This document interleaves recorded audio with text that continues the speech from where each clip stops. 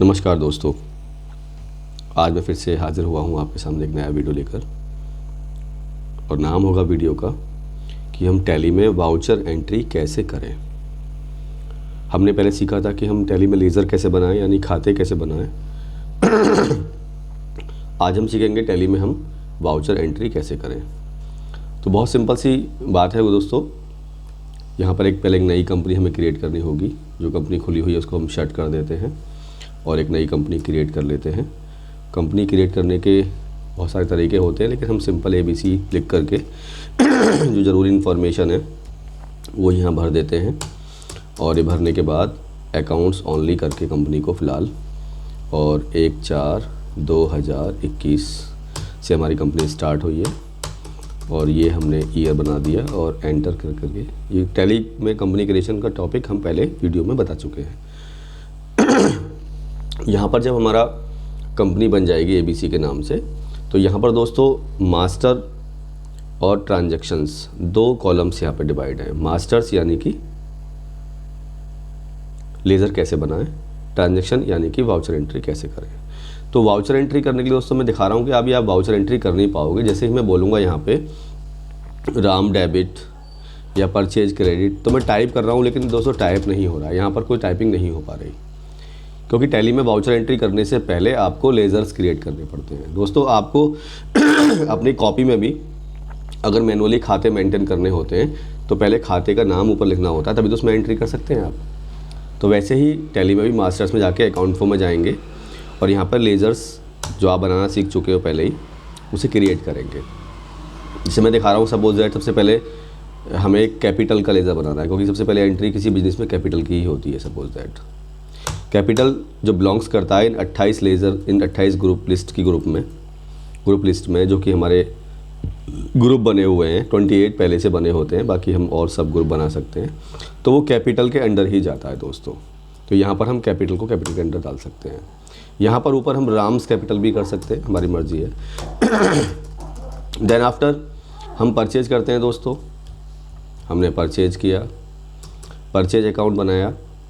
यहाँ पर purchase account purchase में ही जाएगा, ये बात आप बखूबी जानते हैं।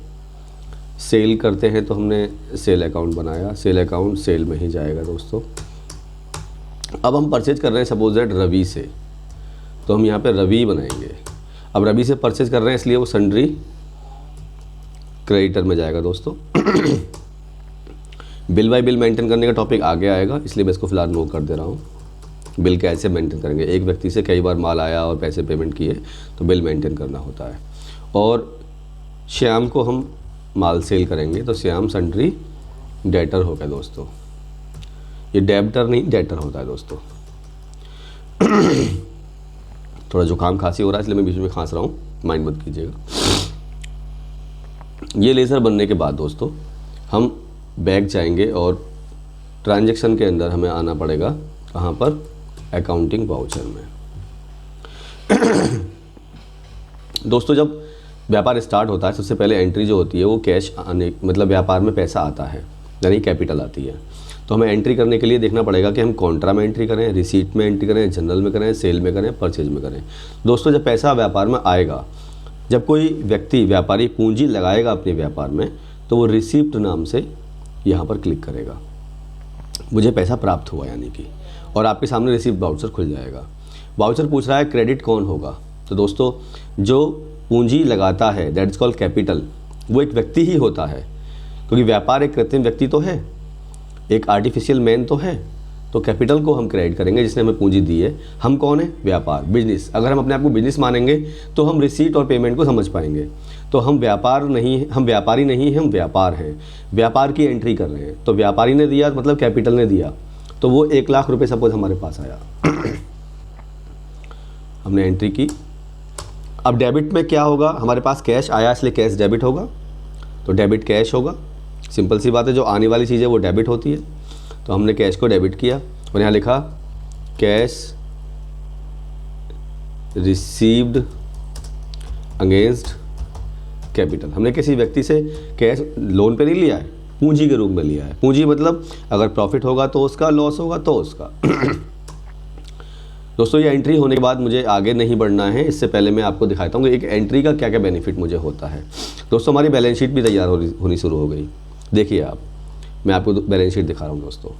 यहाँ पर डिटेल में भी क्लिक करूँगा मैं, तो आप देखिए कैपिटल मेरे पास 1 लाख रुपए है और कैश मेरे पास 1 लाख रुपए है। मेरे पास असेट्स के रूप में कैश 1 लाख रुपए है और लायबिलिटीज़ के रूप में मेरे पास कैपिटल 1 लाख रुपए है। इसका मतलब जब कोई लायबिलिटी मुझे पेड करनी पड़ेगी तो मेरे पास असेट्स होनी चाहिए, वो मेरे पास अवेलेबल हैं दोस्तों। तो एक एंट्री करते ही हमारा बैलेंस शीट, प्रॉफिट लॉस, जिसमें भी वो एंट्री जानी है वो ऑटोमेटिक दोस्तों क्लियर हो जाती है।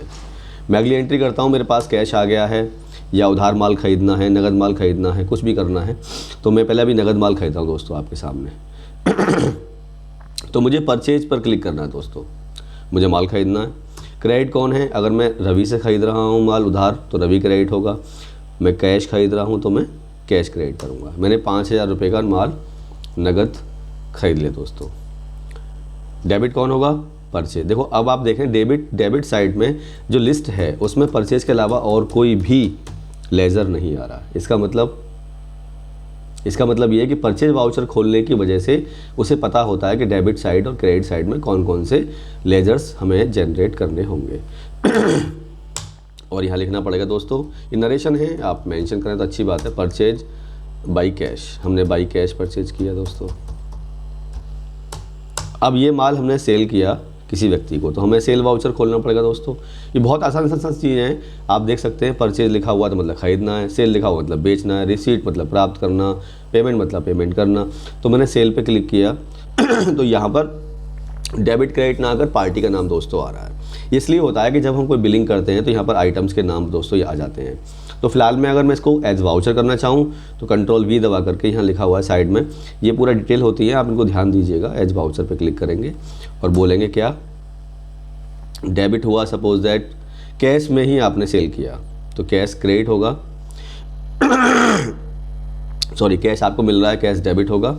आपने 5,000 का माल दोस्तों 6,000 में सेल कर दिया जो आपके पास था नगद। अब वो सेल पे आपने देखा यहाँ पे क्रेडिट साइड में सेल के अलावा कुछ और नहीं आएगा, क्योंकि सेल वाउचर को बताया कि मेरा क्रेडिट में सेल ही आएगा। और सेल बाई कैश आपने लिख दिया दोस्तों। अब आप देखेंगे प्रॉफिट लॉस में बैक जा करके मैं आपको दिखा रहा हूँ। प्रॉफिट लॉस में आपकी एंट्री आ गई दोस्तों। एंट्री मतलब जो आपने पास किया था वो प्रॉफिट लॉस का मैटर था। परचेज ट्रेडिंग अकाउंट में आपका आ चुका है 5,000 रुपये लेफ्ट साइड में और सेल राइट साइड में। जब आपने 5,000 की परचेज किए दोस्तों और 6,000 की सेल की हुई दोस्तों, तो आपका नेट प्रॉफिट कितना हो गया? 1,000। अब हम आगे बढ़ते हैं, तो हम आगे बढ़ के देखते हैं कि हमारा अकाउंटिंग वाउचर में उधार परचेज कैसे होती है। हम परचेज में गए और हमने बोला हमने रवि से माल परचेज किया। कितना परचेज किया? तो रवि क्रेडिट होगा। हमने सपोज दैट 10,000 रुपये का माल रवि से दोस्तों परचेज कर लिया। परचेज किया 10,000 नहीं 1 लाख हो गया ये, तो मुझे यहाँ पे चलो 1 लाख का कर लेते हैं, कोई प्रॉब्लम नहीं है। और एंटर प्रेस कर दिया मैंने। अब मैं सेल कर रहा हूँ किसको? मोहन को उधार। कंट्रोल V दबाऊंगा दोस्तों, आपको बताया मैंने एज वाउचर करने के लिए। और मैंने सेल किया माल किसको? डेबिट कौन हुआ? श्याम को सेल कर रहा हूँ मैं। और ये माल मेरा 1,20,000 रुपये का सेल हो गया। अब मैं प्रॉफिट लॉस में जाऊंगा दोस्तों, तो मुझे 20,000 का प्रॉफिट और हो गया। डिटेल दिखाता हूँ मैं आपको। पहले प्रॉफिट कितना था मेरा?